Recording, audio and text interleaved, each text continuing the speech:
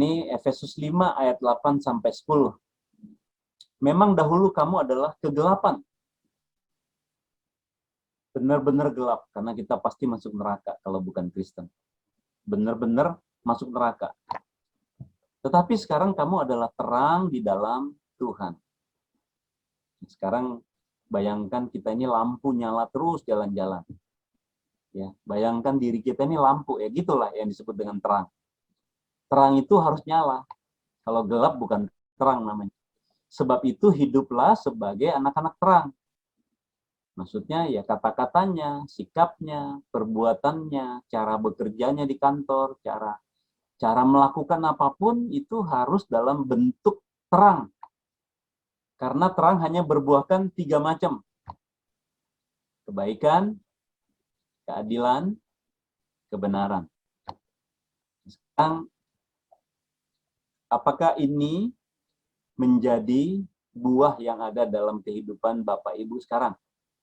Terang itu hanya ya, only kebaikan. Kalau nggak baik, berarti terangnya redup. Lalu kedua, keadilan. Adil termasuk memperjuangkan keadilan. Ya, adil kepada semua orang tanpa pandang bulu. Mengasihi orang bukan karena fisiknya atau materinya atau pendidikannya. Justru orang yang lemah itu yang perlu kita perhatikan dan perlu kita kasihi. Ya, jadi adil itu adalah memperhatikan orang sebagai manusia, target yang Tuhan mau kita kasih tanpa pilih kasih. Ya, pilih kasih itu berbahaya, apalagi kalau di rumah itu sangat berbahaya. Nggak boleh pilih kasih. Pada anak-anak nanti terjadi perpecahan seumur hidup mereka. Nggak boleh favoritisme, Bapak Ibu ya. Ingat Bu ya, Bapak Ibu jangan favoritisme sama anak. Sakit hati dia yang nanti yang di pihak yang dirugikan dan seumur hidup mereka nggak akrab nanti.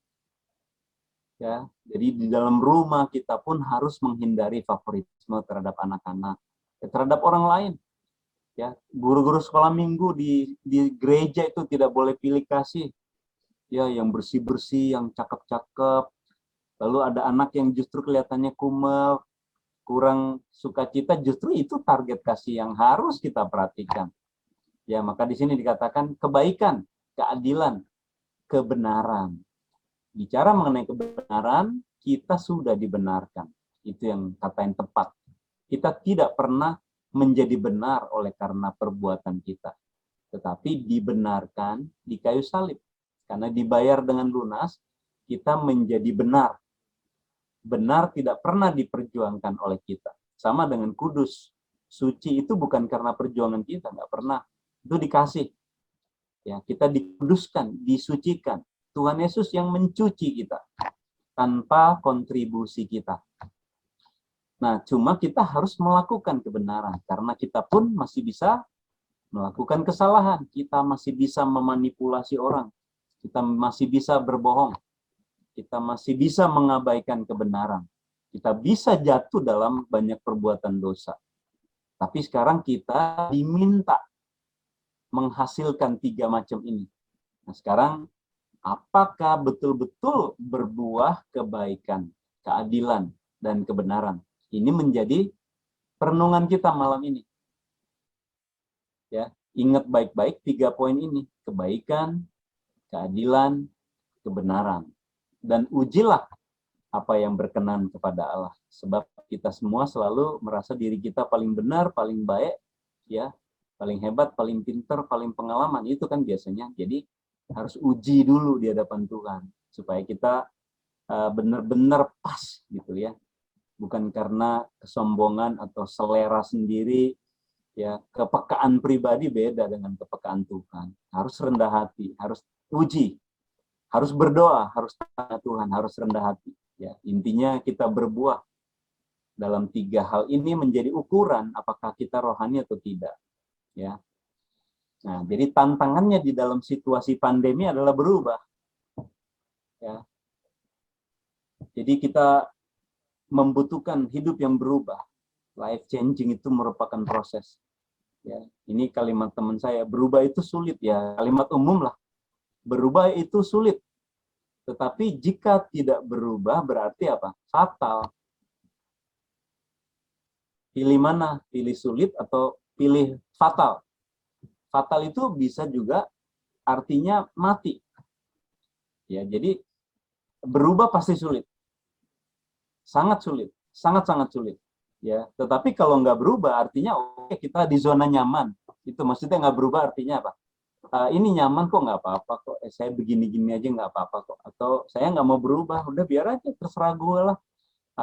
Mati masuk surga gitu kan?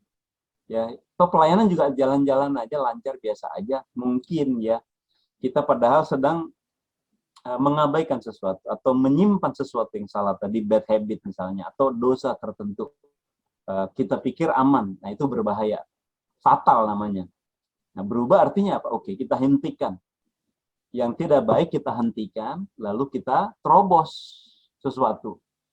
Ya, breakthrough itu kan, kita harus hancurkan ketakutan, ya hancurkan bad habitnya, lalu terobos itu berarti melakukan sesuatu yang berbeda.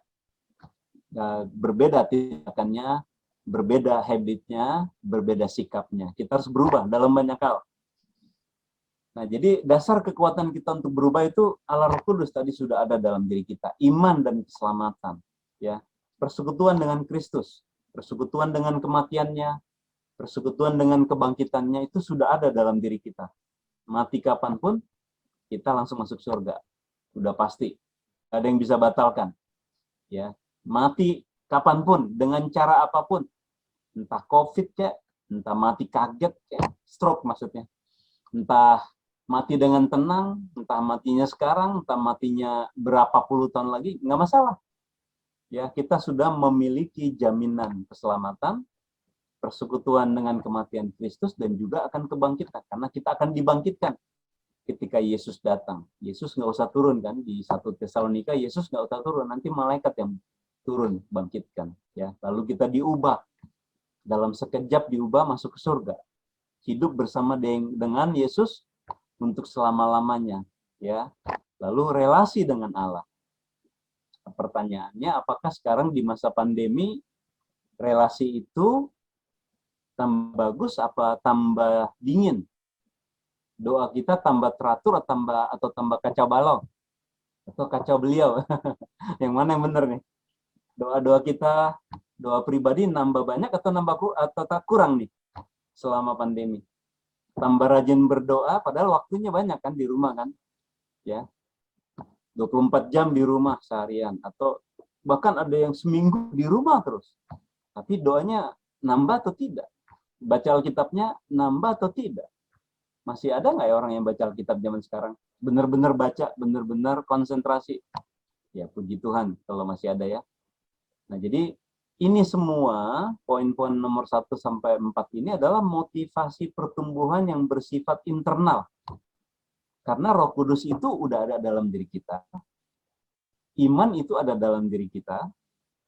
Persekutuan itu sudah ada dalam diri kita.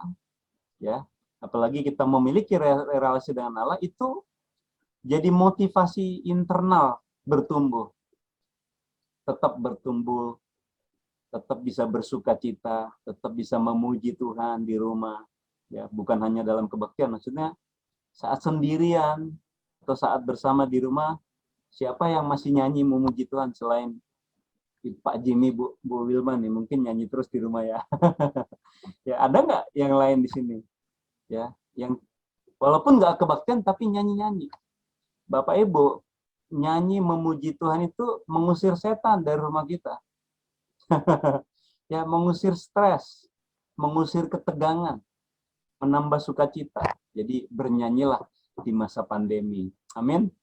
Banyak-banyaklah berdoa, banyak-banyaklah baca Alkitab. 2 Korintus 7 ayat 1. Ya, kalau Bapak Ibu bisa baca di rumah, kita baca bersama. 1, 2, 3. Saudara-saudaraku yang kekasih, karena kita sekarang memiliki janji-janji itu, marilah kita menyucikan diri kita dari semua pencemaran jasmani dan rohani. Dan dengan demikian, menyempurnakan kekudusan kita dalam takut akan Allah. Ya, jadi ini ajakan Rasul Paulus kepada kita di masa sulit, di masa mencekam, di masa kita rasa tertekan atau banyak problem, mari kita menyucikan diri dari semua pencemaran jasmani. Apa saja, ya, dosa-dosa fisik. Nah, ini yang saya sebut kita terobos. Mari kita mengubah habit. Mari kita menghentikan termasuk dosa yang bersifat rohani. Pencemaran rohani itu maksudnya ya ada mungkin zaman sekarang masih ada orang Kristen main dukun lah. Saya sedang menghadapi suami istri yang suaminya bisa keluar sikat gigi, sikat dari mulutnya. Dia sedang menghadapi kuasa kegelapan. Ya, saya kurang tahu, saya sedang cari apakah ada di antara keluarga yang bermain dukun. Biasanya yang bermain itu bisa kena, saya bilang. Ya, jadi tidak mengandalkan Allah, percaya kepada nubuatan palsu, ya, janji-janji palsu. Ya, banyak pendeta-pendeta kan di bulan Januari tahun 2020 itu masih teriak-teriak, tahun 2020 adalah tahun penuaian. Amin, Bapak Ibu, semua pada amin. Terjadi nggak tahun penuaian? Yang terjadi tahun pandemi kan ya. Jadi pendetanya udah yakin banyak yang seperti itu. Tiap Januari pokoknya banyak apa? Tahun ini tahun penuaian. Ujung-ujungnya dia sebetulnya dia mau dapat duit banyak supaya jemaatnya kasih persembahan yang banyak. Itu ya terutama gereja-gereja yang dikelola oleh pribadi ya. Maksudnya dia sendiri mengelola uangnya, sang pendeta dan keluarganya yang mengelola uang itu. Jadi dia teriak-teriak soal uang terus. Nah, itu juga termasuk ya jasmani dan rohani itu karena dia menggunakan jabatan pendeta. Nah, dikatakan menyempurnakan kekudusan bukan berarti kita kurang suci, bukan. Kita 100% sudah suci. Makanya kita bisa kebaktian, bisa berdoa, mati langsung masuk surga. Tapi ini berkaitan dengan pertumbuhan kita, kekudusan kita di dalam dunia ini. Maksudnya begitu ya. Kalau kekudusan secara status sebagai anak Allah, kita udah 100% sudah kudus. Cuma secara daging kita masih bisa berbuat dosa.